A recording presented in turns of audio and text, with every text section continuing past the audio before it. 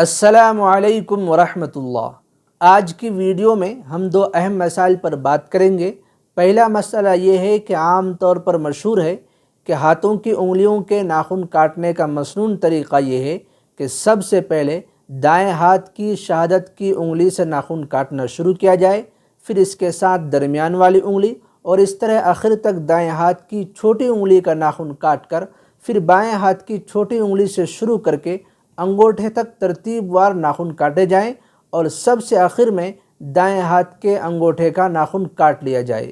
یہ طریقہ نبی کریم صلی اللہ علیہ وسلم سے ثابت نہیں ہے، لہذا اس کو ناخن کاٹنے کا مسنون طریقہ قرار دینا درست نہیں ہے۔ جس طرح چاہے کاٹ سکتے ہیں، ناخن کاٹنے کا کوئی طریقہ سنت سے ثابت نہیں ہے۔ اسلام میں کوئی خاص طریقہ متعین نہیں ہے۔ البتہ مستحب یہ ہے کہ پہلے دائیں ہاتھ کے ناخن کاٹے جائیں، پھر بائیں ہاتھ کے۔ دائیں ہاتھ کی شہادت والی انگلی سے شروع کریں اور چھوٹی انگلی پر ختم کر دیں، پھر بائیں ہاتھ کی چھوٹی انگلی سے کاٹتے ہوئے ترتیب وار انگوٹھے تک کاٹے جائیں اور پھر آخر میں دائیں ہاتھ کے انگوٹھے کا ناخن کاٹ لیا جائے۔ اور پیر کے ناخن میں دائیں پیر کی چھوٹی انگلی سے شروع کر کے ترتیب وار کاٹتے ہوئے بائیں پیر کی چھوٹی انگلی پر ختم کر دیں۔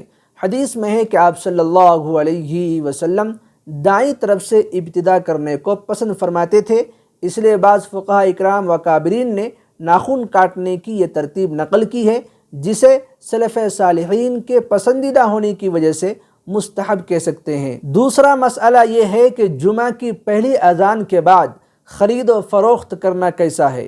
تو جمعہ کی پہلی اذان کے بعد خرید و فروخت چھوڑنا واجب ہے۔ اذان کے بعد خرید و فروخت میں لگنا ناجائز ہے، اور اس وقت میں کیا گیا سودا مکروہ تحریمی یعنی ناجائز ہونے کی وجہ سے حاصل ہونے والی آمدنی بھی مکروہ ہوگی، کیونکہ قرآن کریم میں جمعہ کی اذان ہوتے ہی کاروبار چھوڑنے اور جمعہ کے لیے جانے کا حکم دیا گیا ہے۔ صحیح تر قول کے مطابق یہ حکم پہلی اذان سے متعلق ہے، لہذا پہلی اذان پر جمعہ کے لیے سعی واجب ہے، اور جمعہ کی تیاری کے سوا کسی اور کام میں مشغول ہونا ناجائز اور حرام ہے۔ البتہ عورتیں جمعہ کی اذان کے بعد خرید و فروخت کر سکتی ہیں، کیونکہ عورتوں پر جمعہ کی نماز ہی واجب نہیں ہے جس کی وہ تیاری کریں گی، اس لیے وہ اس حکم میں داخل نہیں ہے۔